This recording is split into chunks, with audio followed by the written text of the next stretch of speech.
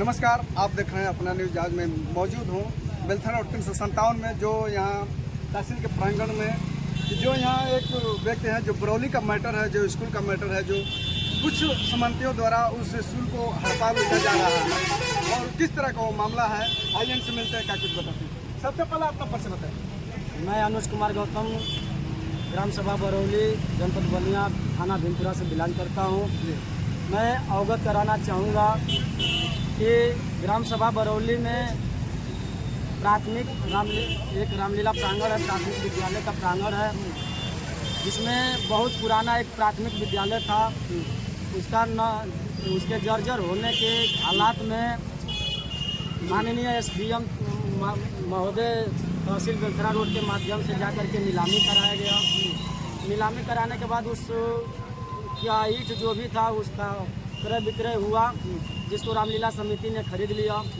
अब जहाँ पर प्राथमिक विद्यालय है, उस विद्यालय को अब कुछ लोग उसको धंधा बनाने का कार्य कर रहे हैं। प्राथमिक विद्यालय बनाने का किस तरह का धंधा बना? अवैध रूप से कब्जा कर रहे हैं। अवैध रूप से कब्जा कर रहे हैं, वहाँ पे मकान खड़ा कर रहे हैं। तो मकान खड़ा करके क्या अपने को बताना चाहते हैं समाज को? वो लोग यही बताना चाहते हैं कि शिक्षा पे कम जोर देना चाहते हैं, धर्म और धर्म का ज़्यादा बढ़ावा देना चाहते हैं। चूँकि गरीब असहाय परिवार, कमज़ोर लोगों के परिवार के बच्चे वहाँ पे जा कर के शिक्षा ग्रहण करते हैं। चूँकि उन लोगों के तरफ से पूर्ण रूप से इससे पहले भी तमाम जो भी विद्यालय जर्जर होते गया, 1 से 2 मामला इससे पहले से भी है, जिसको वह लोग किराए पे देकर धनुगाही का काम, धनुगाही का कार्य करते हैं।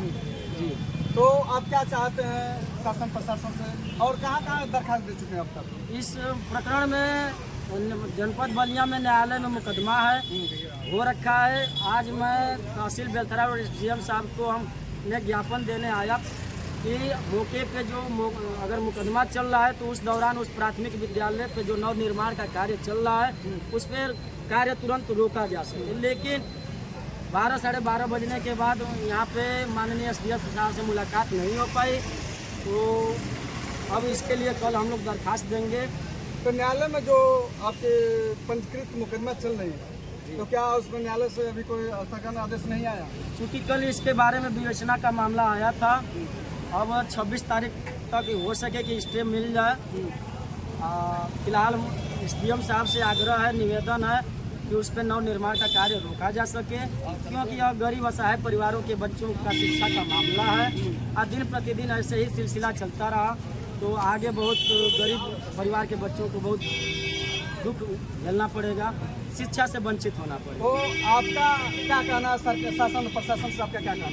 शासन प्रशासन से हम यही कहना चाहेंगे कि अगर जहाँ पे प्राथमिक सरकारी विद्यालय बना हुआ, जिसमें हम स्वयं विद्यालय उस विद्यालय में ग्रहण किया हूँ, विद्या पढ़ा लिखा हूँ, क्षेत्र गवाह है, गांव ग्राम सभा गवाह है, बुजुर्ग लोग गवाह हैं, लेकिन अगर वहाँ पे उस जर्जर भवन को ध्वस्त करके किसी भी कमेटी को अगर आप सुपुर्द करा सकते हैं, SDM महोदय या शासन प्रशासन महोदय, यह नियम कायदे कानून में अगर है, तो एक उसकर गजियापुर के लिए जो रोड जा रहा है ग्राम सभा बरौली के अंदर ही आता है, वह सरकारी विद्यालय के नाम से भी वो है।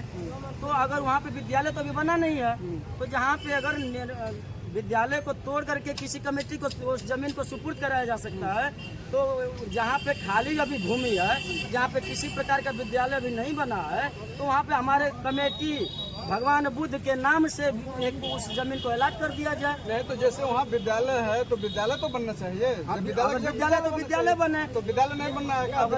विद्यालय नहीं बनना है, वहाँ पे प्राइवेट ये लोग धंधा बना रहे हैं। अच्छा, जैसे वहाँ रूम बना करके, पर्सनली रूम बना करके और उसको भाड़ा पे देना चाहते हैं, जिससे उनका धनुगाही का काम चले, मतलब समाज का काम ना हो। ना समाज का काम है इसमें, जो कि राजभर समाज के लोग भी अभी नहीं समझ पा रहे हैं। कुछ लोग उनके गरीबी है तो राजभर समाज में है, चमार समाज में, तमाम ये छोटी बिरादरियाँ में है कि मतलब कि ये सिलसिला है, लेकिन ये लोग ध्यान नहीं दे पा रहे हैं। मैंने आपका कहने का मतलब कि विद्यालय बन जाता तो वहाँ गरीब तबके के बच्चे जाकर पढ़ेंगे, शिक्षा ग्रहण करेंगे, शिक्षा में जोड़ बढ़ेगा।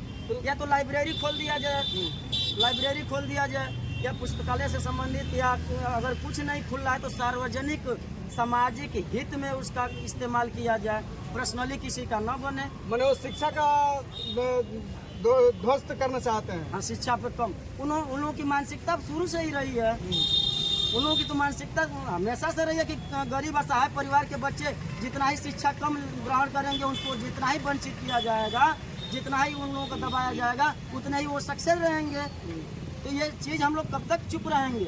आवाज़ तो उठाना ही उठाना है। तो यदि आपकी सुनवाई नहीं होती है तो इसके बाद में आपका फिर दूसरा कदम क्या उठेगा? दूसरा कदम यही रहेगा कि अगर इस प्रकरण में शासन प्रशासन नहीं ध्यान देते हैं, संज्ञान नहीं लेते हैं तो जिला मजिस्ट्रेट कार्यालय में जा करके मैं खुद धरना प्रदर्शन करूंगा। हमारी भी कमेटियां हैं, अम्बेडकर जयंती से संबंधित कमेटियां हैं, बुद्ध भगवान से संबंधित कमेटियां हैं, रविदास जयंती से संबंधित कमेटियां हैं। तो हम तमाम कमेटियों को लेकर के इकट्ठा करके और जा करके जिला मजिस्ट्रेट कार्यालय फील्ड में धरना प्रदर्शन कर विरोध जताने का कार्य करूंगा। लेकिन वहाँ पे जीते जी वहाँ पे नव निर्माण और अवैध कब्जा होने नहीं दूंगा। धन्यवाद।